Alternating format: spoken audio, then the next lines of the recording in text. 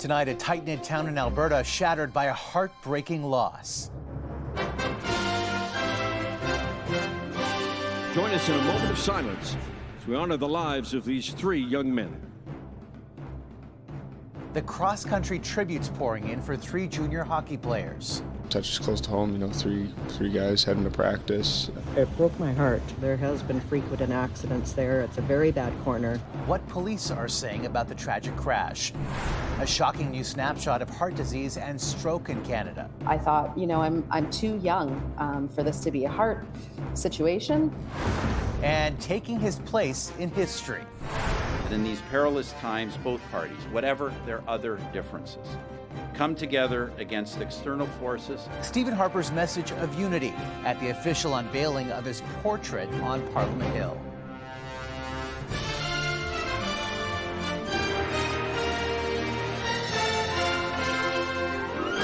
CTV National News with Omar Sachedina. Good evening. They were three teenagers on their way to morning hockey practice when their lives were cut short in an instant in a horrific crash in a small Alberta town. Remembered not just for their love of the game, but also for their impact in the community, cleaning yards, volunteering, and dropping in on exercise classes at the senior center. This afternoon in the House of Commons, a moment of silence. I now invite honourable members to rise.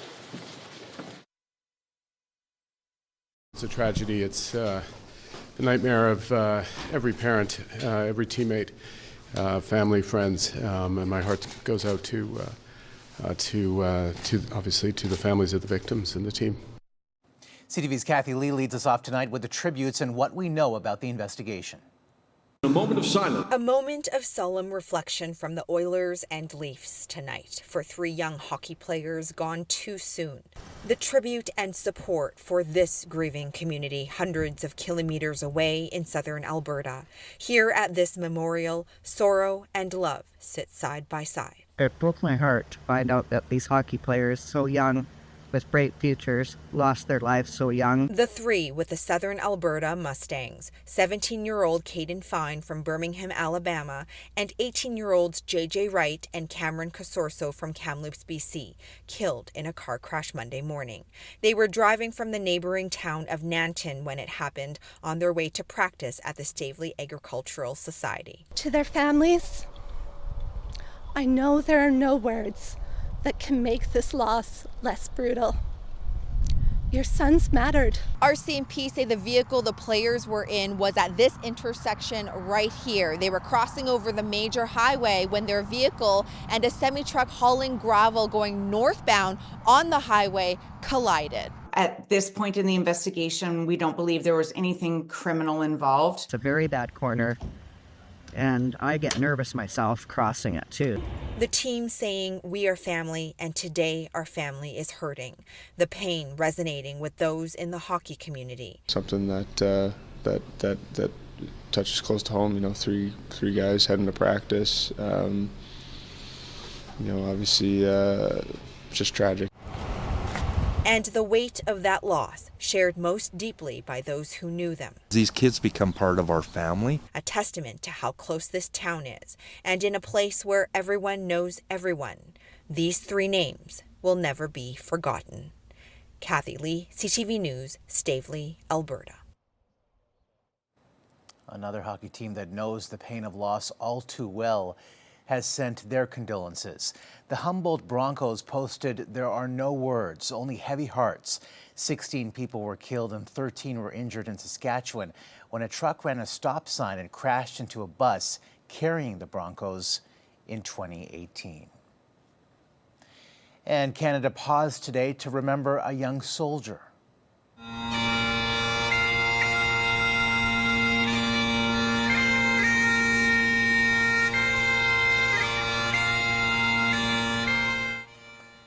The body of 24-year-old gunner Sebastian Halmajan from Hamilton, Ontario, was repatriated at CFB Trenton.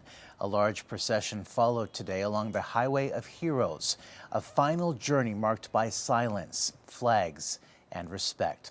Halmajan died while deployed in Latvia with the Canadian Armed Forces, serving as part of NATO's Operation Reassurance in Eastern Europe. We have a troubling new snapshot of the increasing risks of heart disease and stroke in Canada, which contribute to one death every 7 minutes across this country. CTV's Heather Wright on the risk factors and how to lower them. What started as mild heartburn suddenly became much more serious for Elena Stronach. I woke up one night in the middle of the night with crushing chest pain, and even then I thought, I'm too young for this to be a heart situation. At just 40 years old, Stronach had 100% blockage of one artery and partial blockage of two others. She was taken in for emergency surgery.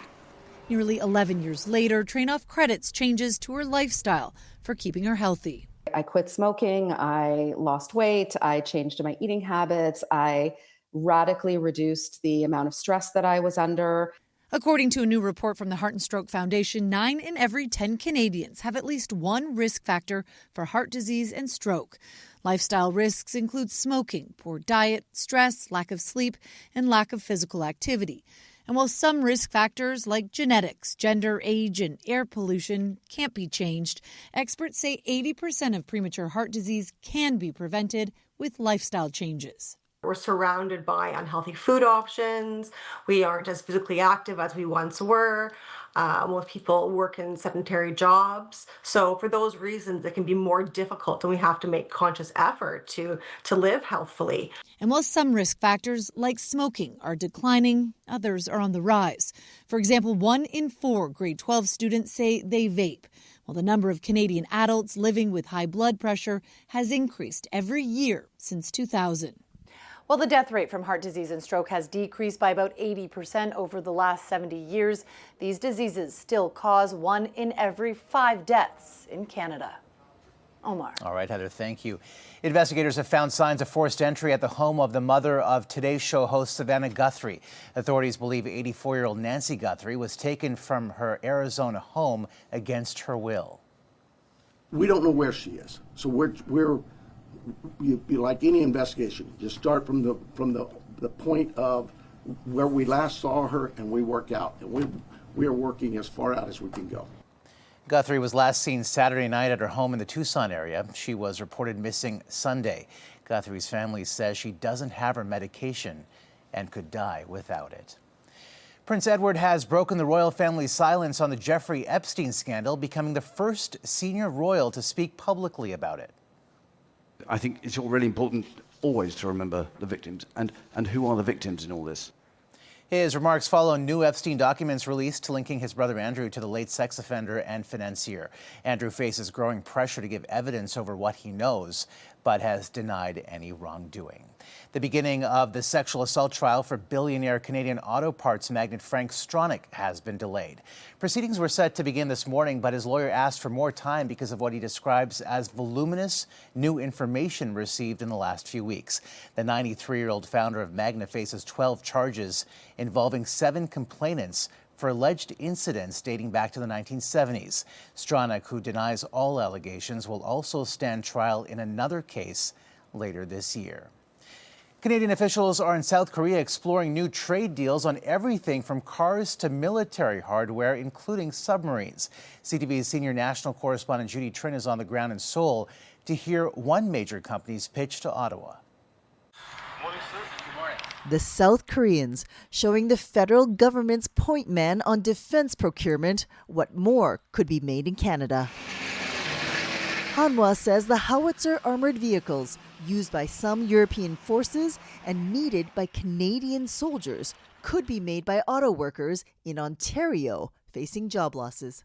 The manufacturing automated lines that we have now, we could take that here and use the technology that we have and implement that in Canada for the development of these vehicles. Hanwha did something similar in Australia. It built a factory outside Melbourne after Ford and Toyota shuttered their plants. Given the moment that we're in, everything's on the table. So, we're not, we're looking at all the opportunities that we can get our hands on. Hanwha is considering linking the howitzers to its bid to build up to a dozen submarines for the Royal Canadian Navy. One of its partners is also pitching building the torpedoes that go in the KSS-3 sub in Canada. The country's top naval commander says Korean soldiers will help train Canadians, and trade will strengthen ties between old allies. Secretary Pure. As the Secretary Pure and Ministry of National Defense An has mentioned, Canadian forces deployed more than 26,000 personnel into the Korean War. And the Korean people do not forget the sacrifices that the Canadian forces had during the Korean War. Korean citizens are always thankful for this. After meeting with Hanwha, Secretary of State Stephen Fuhr will meet with Hyundai in South Korea, all before the federal government releases its new national auto strategy. Omar. CTV's Judy Trin in Seoul. Well, that new auto strategy could revive electronic vehicle incentives that are currently on pause and taking a toll on Canadian auto workers. CTV's Abigail Beeman tells us why they are back on the table. The auto strategy coming this week. Bringing back incentives for buying EVs was not in the last budget, but heading into cabinet, ministers wouldn't rule it out as part of the new auto strategy. We'll have more news on that to come. So it sounds like you're bringing it back. We'll have more news on that to come. The auto strategy is being worked on, and these are different conversations we're having. The industry minister also wouldn't say what will happen to the EV mandate, currently on pause. Sources tell CTV News the new strategy is expected Thursday. Melanie Joly said workers impacted by the loss of the third shift at the GM plant in Oshawa are at the core of new investments. It's important because we know our auto workers are right now feeling the brunt of the U.S. unjustified and unjustifiable tariffs. Industry experts say it's not just the uncertainty of American tariffs that hurt, but a lack of information about the deal to allow 49,000 Chinese EVs into the market, made during the Prime Minister's trip to Beijing. We don't know what the parameters of that are, the guardrails around that are, so as opposed to more uncertainty, we need an auto strategy that provides certainty. And industry hopes something to boost demand after a focus on supply. The government have not done enough on the demand side. So on the demand side, we actually went backward. Incentives are important because today the current regime is to mandate the production side of it and to punish producers who don't achieve a certain percentage. Industry experts predict big changes coming to the EV mandate when the new auto strategy is rolled out, and are hoping it will allow industry to target Canadian demand after being hammered by White House tariffs. Omar? All right, Abigail, thank you. Ottawa is also considering a major expansion of the Port of Churchill in northern Manitoba to turn Canada's only Arctic deep sea port into a year-round trade hub. Today, the province's premier was in town to hear what locals think about the project. So is CTV's Alison Bamford.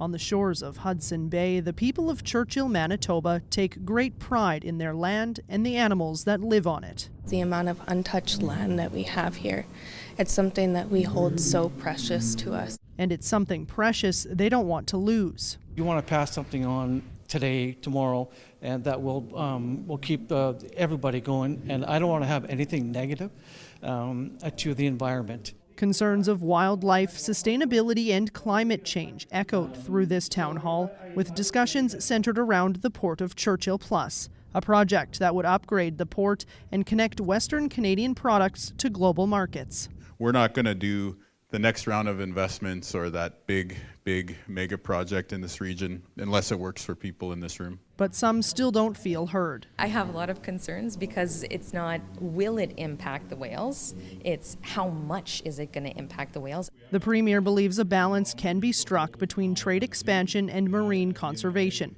Environmental groups agree it could happen provided care is taken. A modest, responsible port in Churchill and a thriving beluga population can coexist because we've got proof of that. Today, the province announced funding to explore the possibility of a national marine conservation area that would further protect Churchill's beluga population. To grow Manitoba into an amazing future economy that we can all envision for ourselves. It's also about making sure that when we take one step in that direction, we're taking another step in the direction of the environment.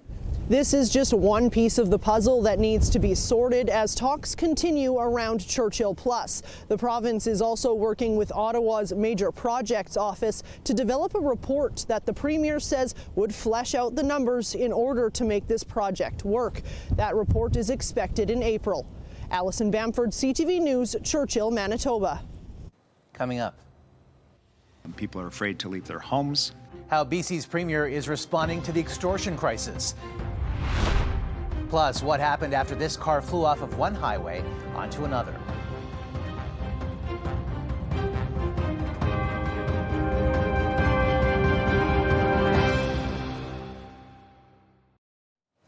High winds and powerful tides are being blamed for a house collapse on the coast of North Carolina. There it goes.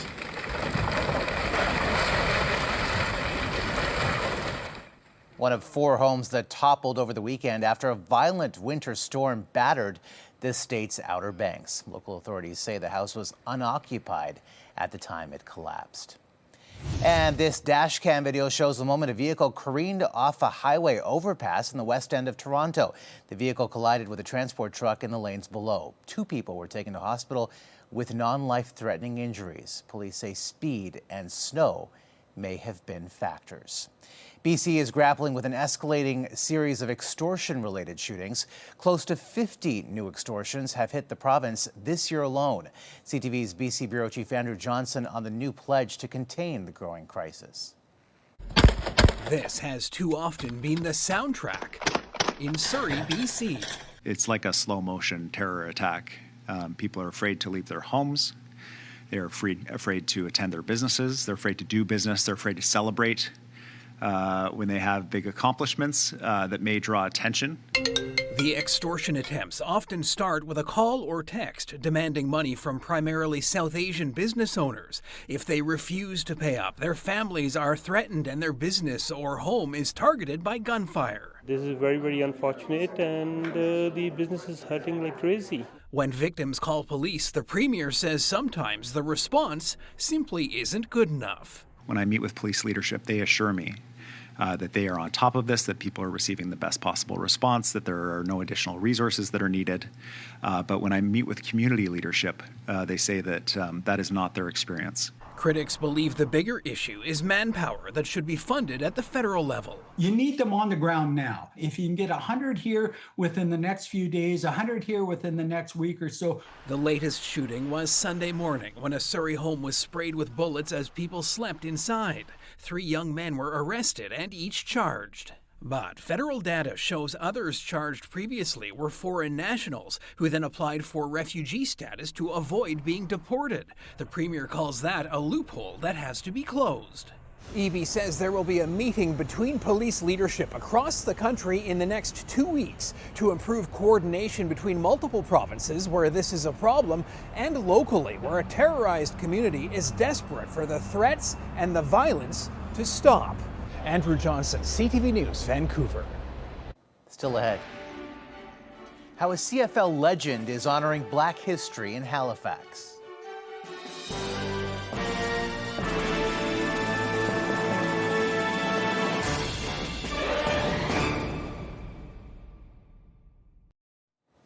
CFL grade Michael Pinball Clemens and a plane load of friends flew east to honor the legacy of one of the earliest Black settlements in Canada. CTV's Paul Hollingsworth on the Hall of Famer and his mission to trace the footsteps of Black Canadian history.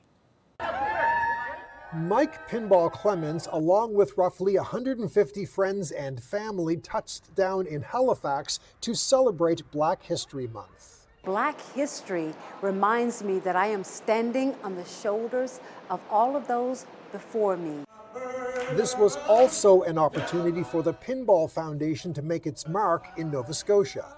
The foundation provides financial assistance for young people in need. We actually scholarship 100 young people a year, pay for books and tuition. We mentor them along the way, and then we get them a job within 45 days of graduation. Clemens says this trip is a journey, a meaningful connection to Black history in Nova Scotia.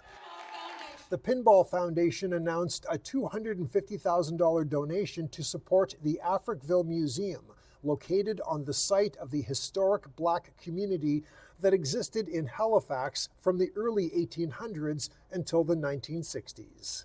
Every little bit of financial support to the Africville Museum is significant. You know, with our scholarship program, with our new marine sailing program for African, Nova Scotian and Indigenous youth and people who are disabled, we're just so thrilled, you know, to be able to continue those programs and make Africville really reach its potential. For every young person that you see that has success. So we want to celebrate each one of them and at the same time celebrate a whole community.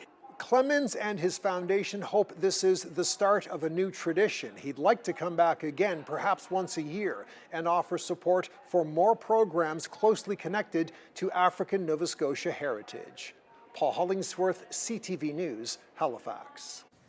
Still ahead, portrait of a former prime minister. What the details reveal about the man and his time in office.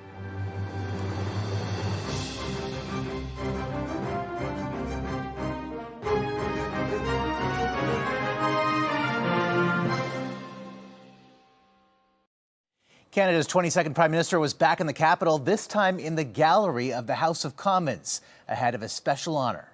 Prime Minister Harper is here today on the occasion of the unveiling of his official portrait. That official portrait by Canadian artist Phil Richards, who also painted the Diamond Jubilee portrait of Queen Elizabeth II. There were two prize commissions that I dreamt of someday earning. One was a state portrait of Queen Elizabeth II, and the other was an official portrait of a Canadian Prime Minister. CTV senior political correspondent Michael Couture on how every detail in the canvas paints a story about the man. From current premiers to a past prime minister and even NHL commissioner Gary Bettman. They came to Ottawa to honor former Prime Minister Stephen Harper, some even channeling Harper's own dry sense of humor. Well, it's not every day you get to see a prime minister hung publicly. Portrait? Oh yes, his portrait, that's what I meant. The portrait shows the former prime minister sitting in his former office, with a number of Easter eggs all over the painting, including 25 different flags. On the shelf behind me is Alberta's flag, celebrating the great province I have called home throughout my adult life. It is joined by Ontario's flag in recognition of the province where I was raised. The trade deals his government signed are on the bookshelves behind him, and in his hand is his government's crowning achievement, a balanced budget. Believing rightly that governments should live within their means. We like that as well. Now, that fiscal pragmatism is Harper's legacy for those who served in his government. The key is strength, social strength, economic strength, and moral strength. And I think we had that with Stephen Harper. Ideals the former prime minister preached, both then and now. That in these perilous times, both parties, whatever their other differences, come together against external forces that threaten our independence and against domestic policies that threaten our unity. A message all the more poignant in the current political climate. Michael Couture, CTV News, Ottawa. And that's a snapshot of this Tuesday for all of us at CTV National News. Thank you for watching. Good night and see you tomorrow.